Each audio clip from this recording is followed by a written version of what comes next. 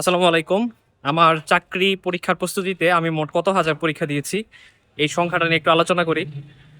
আমি এক কথায় বলতে পারি আমার মনে হয় লাইভ এমসিকিউতে যারা হচ্ছে প্রোফাইলে স্ক্রিনশট দেয়, তার মধ্যে আমারটা হচ্ছে অন্যতম স্পেশাল।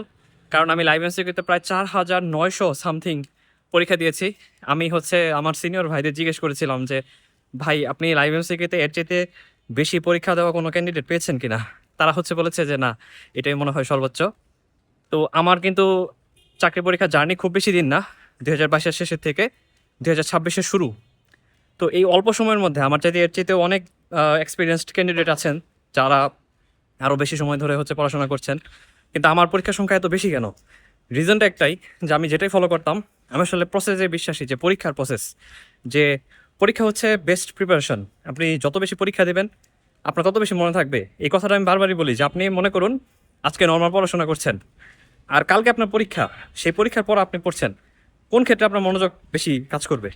দেখবেন যে পরীক্ষার চিন্তা যদি মাথায় থাকে, আপনি সব কিছু বাদ দিয়ে সবার আগে ওইটাকে ফোকাস করে হচ্ছে পড়াশোনাটা করছেন। তো আমিও হচ্ছে এরকম ছিলাম, যে পরীক্ষার টেনশন মাথার মধ্যে নিতাম, যে আগামীকালকে পরীক্ষা দেবো বা আজকে পরীক্ষা দেবো, তাহলে হচ্ছে আমার অনেক ভালো করে পড়াশোনা আসলে করতে হবে। সেইটা থেকে হচ্ছে আমার এই পরীক্ষার দিকে এত বেশি ফোকাস দেওয়া। কিন্তু আপনাদের যে এত বেশি পরীক্ষা দেওয়া লাগবে তা না। এখন আমার পরীক্ষার সংখ্যা বেশি হওয়ার কারণ হচ্ছে আমি দিনে ৭টা-৮টা পরীক্ষা দিতাম ননস্টপ। মানে যতগুলো পরীক্ষা দেওয়া যায়, ছোট ছোট পরীক্ষা, ২০ মার্কের পরীক্ষা, ৩০ মার্কের পরীক্ষা, আমি কোনোটাই বাদ দিতাম না। শুরুর দিকে ম্যাথ সহ দিতাম। দেখা যেত আমার দিনের ২-৩ ঘন্টা হচ্ছে আমি শুধু পরীক্ষায় দিচ্ছি। কিন্তু আস্তে আস্তে ব্যাপারটা, আমি ম্যাথ পরীক্ষাগুলো বাদ দিই। আমার তখন মনে হচ্ছিল যে আমি ম্যাথে এমনি ভালো পারবো, আমার এত সময় নেওয়ার তো দরকার নেই। আমি তো ছোটো থিওরিগুলো দিয়ে দিতাম আর কি, ২০ মার্ক, ২৫ মার্ক, ৩০ মার্ক, ৫০ মার্ক এরকম পরীক্ষা হচ্ছে দিতাম রেগুলার। তো আপনি যদি দিনে ৭-৮টা পরীক্ষা দেন, তাহলে কিন্তু আপনার পরীক্ষার সংখ্যা অনেক বেশি হবে। তখন হচ্ছে আপনার প্রশ্নটাই আয়ত্তে চলে আসবে, যে আপনি কেমন, মানে আপনি পরীক্ষা দিতে গেলেন, আপনি আসলে নিজেই বুঝবেন যে আপনার আসলে কি কি প্রশ্ন আসতে পারে, বা অপশন দেখলেই বুঝবেন যে আপনার আসলে কোনটা দাগানো উচিত। এই হচ্ছে হিউজ একটা অ্যাডভান্টেজ আসলে আমরা পেয়ে থাকি এই পরীক্ষা দিতে গিয়ে, হ্যাঁ, যদি আপনার বেশি পরীক্ষা দেন। আর আরেকটা অ্যাডভান্টেজ হচ্ছে, আমি যখন লাইভ এমসিকিউতে 200 মার্কের ফুল মডেল টেস্ট দিতাম সাপ্তাহিক, আমার স্পষ্ট মনে আছে আমি মনে হয় একটা কোনো সপ্তাহে হচ্ছে আমি ফেল করিনি। কেন ফেল করিনি? কারণ হচ্ছে আপনি লাইভ এমসিকিউতে যখন ছোট ছোট পরীক্ষাগুলো দিবেন, তখন আপনার সাপ্তাহিক পরীক্ষাটা দেখবেন অনেক বেশি কমন চলে আসছে, এবং এমন এমন টপিক আপনি পারবেন যেটা হচ্ছে অন্য কেউ পারবে না। তো এই দিক থেকে হচ্ছে আপনি কাটমার্কে অনেক এগিয়ে থাকবেন। অ্যান্ড যারা হচ্ছে আমার মতো পরীক্ষা দেয়, যে দিনে 10টা করে পরীক্ষা, 7টা করে পরীক্ষা, তাদের জন্য কিন্তু আমি এই কথাটা বলি যে 200 মার্কের মডেল টেস্টে আপনার কমপক্ষে কাটমার্ক থেকে 10 মার্ক বেশি থাকা উচিত। কারণ আপনি রেগুলার পরীক্ষার্থী, আপনার প্রশ্ন প্যাটার্ন বোঝা হয়ে গেছে, কীরকম প্রশ্ন আসবে সেটাও আপনি জানেন। তো এই হচ্ছে ক্রাইটেরিয়া, কখন বুঝবেন যে আপনি, আপনার প্রিপারেশনটা ভালো আছে। এখন ফিরে আসি, যে আমার টোটাল ৪,৯০০ হচ্ছে লাইভ এমসিকিউতে। আমি লাইভ এমসিকিউতে কিছুদিন পড়ার পর, মানে একবার যখন সিলেবাস শেষ হয়, তখন আমি কনফিডেন্সে ভর্তি হই, কনফিডেন্সের অফলাইন।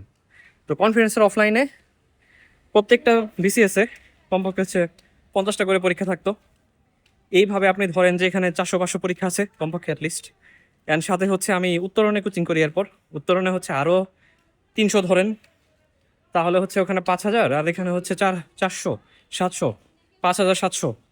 সাথে হচ্ছে আপনি আরও কিছু অ্যাপ এখানে ইনক্লুড করা লাগবে, সেটা হচ্ছে বিসিএস প্রস্তুতি, এবং আরেকটা আছে ডেইলি কুইজ। মানে বিভিন্ন হচ্ছে অ্যাপ আমি সার্চ করতাম প্লে স্টোরে, যে কোন অ্যাপ আছে যে আমি অনলাইনে আরও যেন পরীক্ষা দিতে পারি। এরকম করে হচ্ছে সার্চ করতে করতে আমি ওখানে হচ্ছে ফ্রি পরীক্ষাগুলো দিতাম। আবার 2টা অ্যাপের হচ্ছে আমার প্রিমিয়াম প্যাকেজও কেনা ছিল, মানে লাইভ এমসিকিউ সাথে হচ্ছে আরও 2টা প্যাকেজ। ওই যে বললাম না, আমি হচ্ছে অনেক ফোন প্রিয় মানুষ, যে আমার হাতে সবসময় ফোন থাকে। তো আপনি যখন ফোন থাকবে, তখন আপনার তো বেস্ট ইউটিলাইজেশনটা করা লাগবে। তো আমি হচ্ছে ইউটিউব দেখতাম, সাথে হচ্ছে পরীক্ষা দিতাম। মানে আমার এরকম একটা নেশা হতো, যে আমি পরীক্ষা দিচ্ছি, সলভ করছি, ব্যাখ্যা করছি, এটাই আমার আসলে পড়াশোনা। এতে হচ্ছে আমার ফোনটা তো হাত থেকে সরাতে হতো না, ফোন টিপতে টিপতে হচ্ছে আমি পড়াশোনা করতে পারতাম। যাই হোক, 5,700 পর্যন্ত বলেছি, আরও 300 অ্যাড করেন ওই অ্যাপগুলা। আর লাস্টে হচ্ছে কিছু অন্য পরীক্ষায় তো মডেল টেস্ট দিয়েছি। ওভারঅল আপনি বলতে পারেন যে প্রায় 6,000 প্লাস, 100% 6,000 প্লাস হবে, 6,500 মতো হতে পারে। এই হচ্ছে আমার টোটাল জার্নি, পরীক্ষা দেওয়ার সংখ্যা। অ্যান্ড আমি জানি যে আমার মতো আরও আছেন এরকম, যে অনেক বেশি পরীক্ষা দেন, তাদেরটা হয়তো আপনারা সামনে দেখতে পারেন না, বাট এটাও একটা প্রসেস। অ্যান্ড এটা হচ্ছে বলতে পারেন যে আধুনিক প্রসেস। কারণ আগে এত আসলে পরীক্ষা দেওয়ার কালচার বা এরকম আসলে ছিল না। অ্যান্ড আমি নিজেও বলতে পারি যে বাকৃবিতে যারা পড়াশোনা করে আমার ক্যাম্পাসের, তারা যারা হলে থাকে, তারা আসলে তো পরীক্ষার প্রসেসে বিশ্বাসী না।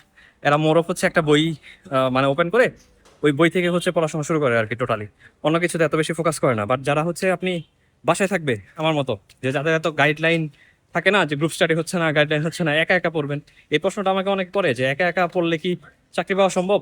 হ্যাঁ, তখন হচ্ছে আপনার অনেকটা পরীক্ষার প্রসেসে যাইতে হবে আর কি। পরীক্ষার প্রসেসে গেলে তখন হচ্ছে আপনি বুঝবেন যে আপনার কোথায় ল্যাকিংস বা কোন ওয়েতে হচ্ছে আপনার চেঞ্জটা করা লাগবে।